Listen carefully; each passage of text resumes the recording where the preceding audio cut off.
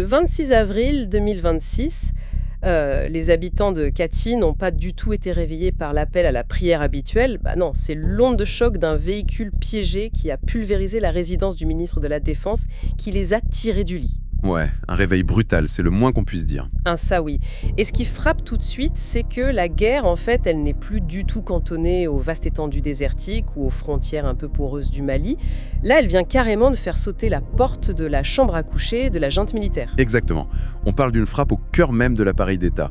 Katy, c'est à quelques kilomètres seulement de la capitale, de Bamako. C'est fou quand on y pense. Et la cible, elle n'a pas été choisie au hasard. Frapper Katy, en fait, c'est frapper la matrice du pouvoir. Oui, c'est le centre névralgique, quoi. Totalement. C'est de cette ville garnison que sont partis les récents coups d'État. C'est vraiment là que se concentraient les cerveaux de la transition politique et militaire du pays. Et du coup, c'est pour ça que notre décryptage d'aujourd'hui est absolument indispensable. Je suis ravie de plonger là-dedans, parce que pour comprendre les enjeux géopolitiques sahéliens actuels, il y a beaucoup de choses à analyser. Ah, ça c'est clair. Le paysage est devenu extrêmement complexe. Voilà. Donc on a rassemblé et croisé une multitude de sources pour faire cette analyse en profondeur. On a regardé des reportages de France 24, TV5 Monde, BFM TV. On a aussi épluché la presse locale comme Maliweb et Actu Cameroun, sans oublier des rapports très denses de l'International Crisis Group. Un gros travail de synthèse du coup. Forces armées maliennes, les FAMA, et cette offensive conjointe très étonnante menée par les djihadistes du JNEM et les rebelles Touaregs du FLA. Mais juste avant d'entrer dans la mécanique de ces événements, je crois qu'il faut préciser un peu notre démarche. Oui, t'as raison, c'est important de le rappeler. Voilà, parce que face à une crise qui implique des gouvernements, des mouvements armés séparatistes, des groupes djihadistes et même des puissances étrangères, notre rôle ici, c'est d'analyser les faits. Strictement les faits, ouais. C'est ça. On se base sur les revendications telles qu'elles sont rapportées par nos sources. C'est une observation stricte des dynamiques de pouvoir. On n'est pas là pour cautionner ou condamner les actions du gouvernement malien, ni celles des assaillants ou des acteurs internationaux. C'est très bien dit, on reste impartiaux. Et donc, pour observer ces dynamiques, il faut commencer par l'épicentre de la secousse, je veux dire Katy. Ouais, l'attaque qui a tout déclenché. C'est ça. Les rapports décrivent une attaque complexe menée à l'aube. En gros, un kamikaze au volant d'un véhicule piégé a ciblé directement la résidence du général de corps d'armée Sadio Camara. Et lui, c'était le ministre d'État et de la Défense. Et le bilan matériel et humain est lourd. Absolument. La violence de l'impact a détruit sa maison, elle a même fait s'effondrer une mosquée voisine. Et évidemment, ça a causé de nombreuses pertes civiles et militaires. Après des combats super intenses, le gouvernement a confirmé la mort du ministre et a décrété un deuil national. Pendant que le président de la transition, Assimi Goïta, était exfiltré, c'est bien ça? Ouais, exactement, il a été mis en sécurité. Mais, et c'est là que j'ai besoin de tes lumières, y a un truc que j'ai du mal à saisir sur le profil de Sadio Camara. Ah, dis-moi. Les sources mentionnent souvent ses diplômes de l'Académie militaire de Moscou ou ceux de Xizanchang en Chine. On le décrit beaucoup comme l'architecte politique en coulisses du coup d'État de 2020. Mais du coup, comment un homme qui a ce profil de stratège de bureau arrive à imposer le respect à des troupes aguerries au terrorisme? Je vois ce que tu veux dire. Au point de devenir vraiment le pilier intouchable du régime. C'est un peu paradoxal, non? Ce qui est fascinant ici, c'est que c'est une perception assez trompeuse de son parcours, en fait. Ah bon? Il n'était pas qu'un pur théoricien? Non, pas du tout. Avant de devenir ce grand stratège politique de bureau, comme tu dis, Sadio Camara, il a passé des années sur le front. Entre 2009 et 2012, il commandait carrément des unités dans le nord, notamment à Ménaka. Ah d'accord. Je ne savais pas que c'était un homme de terrain à ce point. Si, il a combattu directement lors des précédentes rébellions. La réalité de la guerre asymétrique du désert, il la connaissait par cœur. Et c'est justement ce double profil qui a fait sa force. Combattant et intellectuel militaire en somme. Exactement. D'un côté, l'homme de terrain, et de l'autre, le théoricien formé à l'étranger.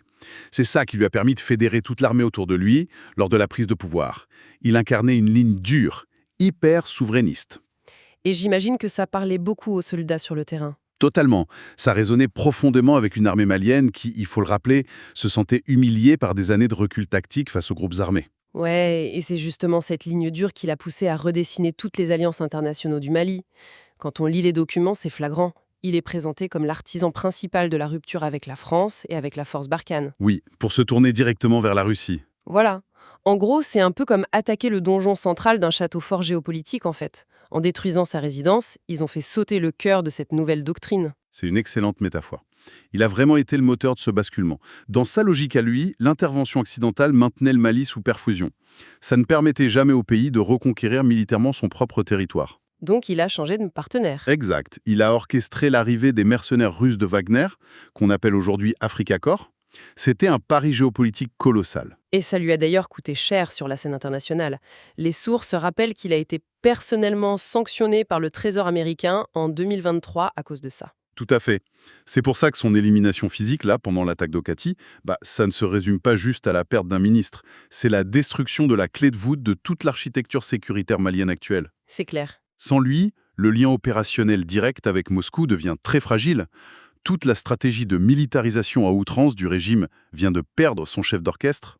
Sauf que pour éliminer ce chef d'orchestre, au sein même de la zone la plus sécurisée du pays, il faut une logistique exasante. Ah ça oui, c'est pas une petite opération. Et surtout, l'attaque de Kadivi, c'était pas du tout un événement isolé. Ok, décortiquons tout ça, parce que les sources télévisées, elles montrent des images d'une offensive simultanée sur plusieurs milliers de kilomètres carrés. C'est ça qui est effrayant. Bamako, Sévaré, Gao, Mopti, Kidal, tout a brûlé en même temps. C'est un embrasement synchronisé. Et c'est là que ça devient vraiment intéressant, parce qu'une grosse contradiction émerge dans les revendications. Tu penses à l'alliance entre les différents groupes djihadistes. Exactement. Les rapports disent que ces attaques sont signées par une alliance entre le JNIM, qui est affilié à Al-Qaïda, et le FLA, qui sont les rebelles Touaregs. Mais d'un point de vue mécanique, je ne vois absolument pas comment ça peut fonctionner. C'est contre-intuitif, oui. Totalement. Je veux dire, d'un côté, le JNIM veut instaurer la charia et un ordre islamique radical sur tout le Mali, et de l'autre, le FLA a un agenda purement laïque et séparatiste. Eux, ils veulent juste tailler leur propre État indépendant, l'Azawed, dans le nord. Oui, les objectifs sont opposés. Diamétralement opposés. Du coup, comment deux groupes aux idéologies aussi frontales peuvent-ils partager des renseignements, coordonner des tirs et planifier une offensive d'une telle ampleur sans finir par s'entretuer ? C'est la grande question. Et pour y répondre, l'analyse de Jean-Hervé Gézéquel de l'International Crisis Group éclaire vraiment bien cette apparente contradiction. Ah oui. Qu'est-ce qu'il dit ? Il explique que, sur le plan politique et idéologique, leurs visions sont effectivement irréconciliables.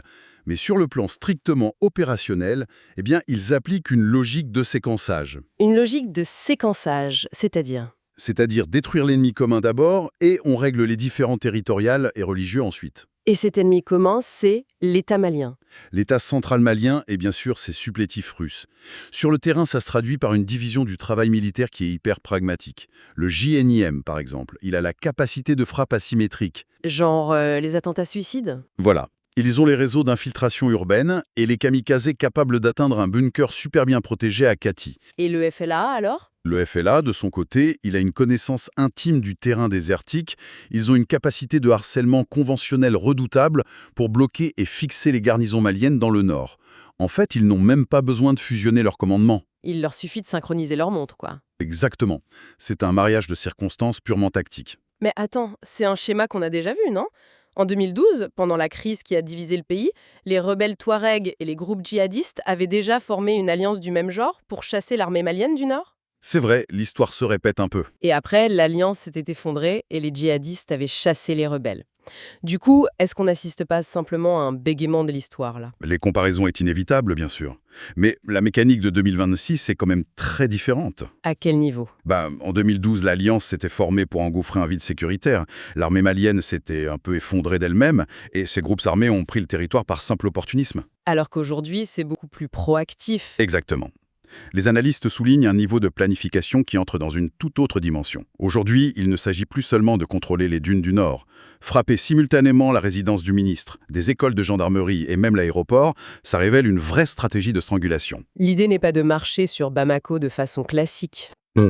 L'objectif immédiat n'est pas de faire rouler des colonnes de pick-ups jusqu'au palais présidentiel pour s'y asseoir. L'objectif, c'est d'étouffer le système. Ils veulent créer un tel niveau d'insécurité et de paranoïa que l'État finira par s'effondrer de l'intérieur, sous son propre poids. D'accord, je vois. Mais pour que cette stratégie d'étouffement fonctionne au sud, il faut s'assurer que les forces de l'État ne puissent pas se ravitailler. Ils ne doivent pas pouvoir contre-attaquer depuis le nord non plus.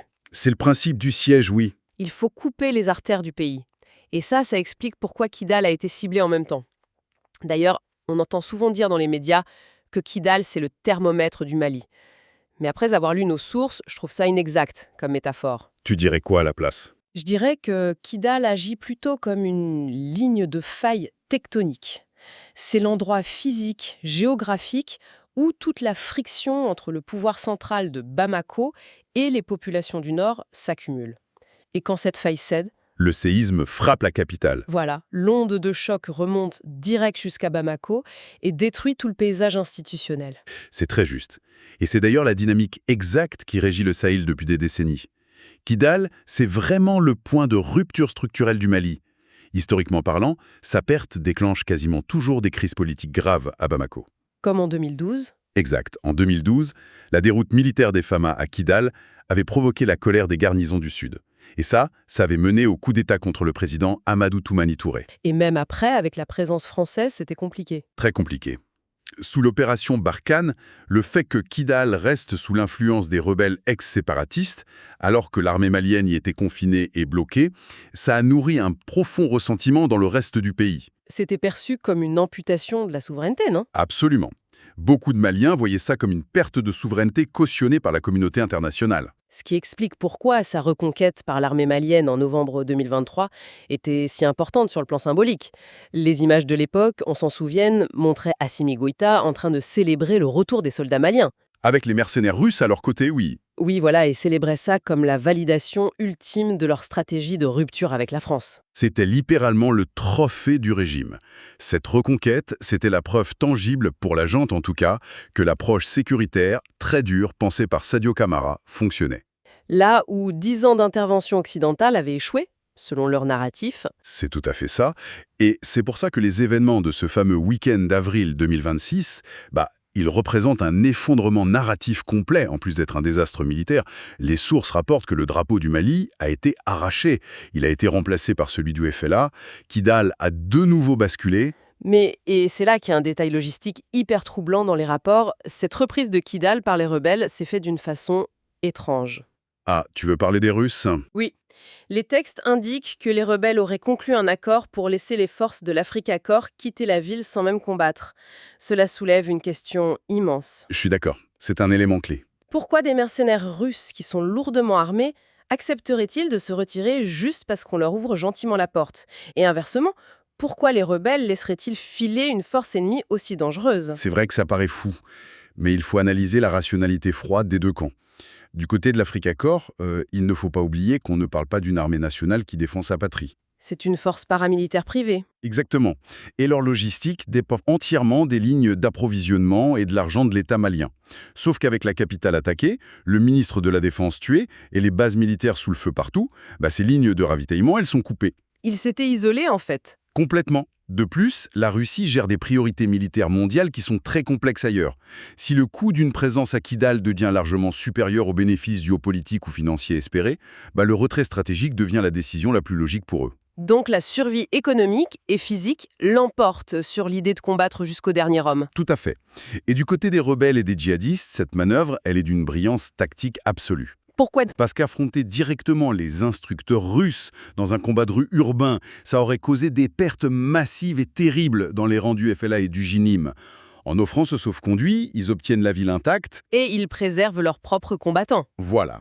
Et surtout, l'effet le plus important, c'est qu'ils isolent psychologiquement et militairement les soldats maliens restants. C'est un message dévastateur qui est envoyé au reste de l'armée. En gros, ça dit « Regardez, votre bouclier étranger peut négocier sa sortie quand ça chauffe, et vous êtes celle pour mourir. » Waouh, c'est d'un cynisme effroyable. Et l'onde de choc de cet isolement dépasse largement les frontières maliennes. Quand on lit les revues de presse, toute la région est en alerte. C'est la panique, oui. La CEDEAO, par exemple, qui est l'organisation régionale ouest-africaine, a publié des communiqués d'une virulence rare. Il qualifie ces attaques de barbares.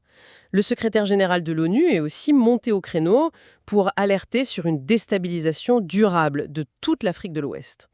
L'inquiétude est internationale. Mais la réaction la plus saisissante que j'ai lue dans les sources, elle vient du Sénégal. Dakar affirme publiquement qu'une menace pour Bamako, c'est une menace directe pour Dakar. Ils ont même annoncé un soutien direct aux forces maliennes. C'est un revirement diplomatique majeur. Mais c'est spectaculaire. Le Sénégal, c'est un pilier de la CEDEAO et cette organisation a passé ces dernières années à sanctionner économiquement le Mali pour forcer un retour à la démocratie. Le Mali a même claqué la porte de la CEDEAO pour fonder sa propre alliance, l'Alliance des États du Sahel, l'AES. Du coup, pourquoi le Sénégal jetterait-il soudainement toutes ses querelles par la fenêtre pour soutenir un régime militaire issu d'un coup d'État ? Si l'on relie cela à la situation globale de la région, la réponse est simple. La nature de la menace vient de changer d'échelle. Comment ça ? Pour les pays côtiers comme le Sénégal, avoir un coup d'État à Bamako, c'est un problème politique. C'est embêtant diplomatiquement parlant. On le gère par des sanctions, des négociations, on fait pression. Mais là, c'est plus qu'un problème politique. C'est ça. L'effondrement pur et simple de l'État malien sous les coups d'une alliance terroriste et séparatiste, c'est une menace existentielle globale. Si le pouvoir central de Bamako cède vraiment, le Mali se transforme en un trou noir sécuritaire de plus d'1 million de kilomètres carrés. C'est la fameuse théorie du domino, en fin de compte. Exactement. Les frontières dans cette région, elles sont extrêmement poreuses. Si le verrou malien saute, la logistique djihadiste, le trafic d'armes, l'insurrection, plus rien n'aura d'obstacle institutionnel majeur pour déferler vers les pays du Golfe de Guinée, ou même vers Dakar. C'est donc vraiment l'instinct de survie qui parle. L'instinct de survie des États dicte leur diplomatie aujourd'hui. Il ne s'agit plus du tout de défendre la légitimité démocratique d'un gouvernement civil au Mali, il s'agit de préserver la structure même de l'État-nation dans toute la sous-région. C'est fou. Face à l'abîme, la CEDEAO et l'AES constatent la même chose. Si le bateau coule, la couleur du drapeau qui flotte sur le mât, ça n'a plus aucune espèce d'importance. C'est une image très forte. Bon, récapitulons un peu la toile complexe et franchement redoutable qui se dessine sous nos yeux aujourd'hui. Je t'écoute. Avec l'élimination brutale de Sadio Camara, et on rappelle que c'était l'homme qui avait pensé et bâti la grande alliance russo-malienne. Le cerveau militaire éliminé, oui. Ensuite, on voit émerger cette coalition opérationnelle très cynique entre des groupes djihadistes et indépendantistes. Bien qu'ils soient fondamentalement opposés sur le plan idéologique, ils coordonnent leurs efforts de manière ultra précise pour asphyxier l'appareil d'État malien. Une alliance de destruction pure. Voilà. En parallèle, on observe la fracture de la ligne tectonique de Kidal, et ça s'accompagne d'un retrait négocié des forces paramilitaires russes, ce qui expose cruellement et psychologiquement l'armée malienne. Et le dernier point, c'est la diplomatie de survie. C'est ça, on voit les pays voisins, qui étaient jusque-là en froid, mettre leurs différents politiques sur pause pour faire bloc face à la terreur d'une contagion insurrectionnelle qu'ils ne pourraient pas contrôler. En résumé, la guerre ne se limite plus du tout à la conquête de territoires au nord, elle vise vraiment la paralysie fonctionnelle et totale du sud. C'est un excellent résumé. Et tu sais, c'est justement cette paralysie qui ouvre la période la plus incertaine de l'histoire politique récente du Sahel. C'est vertigineux. Si on regarde le passé immédiat, les grands changements de trajectoire du Mali en 2020 et en 2021 ont tous été provoqués par des mutineries de soldats. Et ces soldats partaient justement de la garnison de Kati parce qu'ils étaient lassés et épuisés par l'insécurité. Les mêmes soldats qui viennent de se faire attaquer chez eux ? Voilà, aujourd'hui, avec la figure tutélaire de Sadio Camara qui a disparu et un président Assimi Goïta qui est placé en sécurité, l'équilibre des forces internes du régime est complètement rompu. Tout est à refaire. Du coup, pour quiconque analyse cette crise de près, la question primordiale n'est plus seulement de savoir jusqu'où cette alliance armée pourra avancer géographiquement. Quelle est la vraie question alors ? La vraie question, c'est de savoir d'où viendra la prochaine étincelle de redéfinition du pouvoir. Émergera-t-elle des sables du Nord, poussée par les insurgés, ou, au contraire, jaillira-t-elle de l'intérieur même des casernes silencieuses de Bamako, qui viennent de perdre leur architecte et qui se retrouvent aujourd'hui acculés à la simple survie ? Waouh. C'est une réflexion fascinante et assez glaçante sur les mécaniques du pouvoir en temps de crise extrême. Il est évident que les événements de ce week-end d'avril 2026 n'ont pas simplement ébranlé les fondations du régime. Non, ils ont redéfini les règles. Exactement, ils ont redéfini toutes les règles de la guerre régionale. C'est une vraie dynamique de bascule historique. Et ça continuera de produire ses effets dévastateurs dans les semaines et les mois à venir, c'est certain. On va devoir suivre ça de très près. Merci en tout cas d'avoir apporté ton éclairage sur cette situation complexe. Et pour ceux qui nous écoutent, merci de nous avoir suivis dans cette plongée au cœur des sources et des enjeux qui façonnent actuellement le Sahel. On se retrouve très vite pour un nouveau décryptage.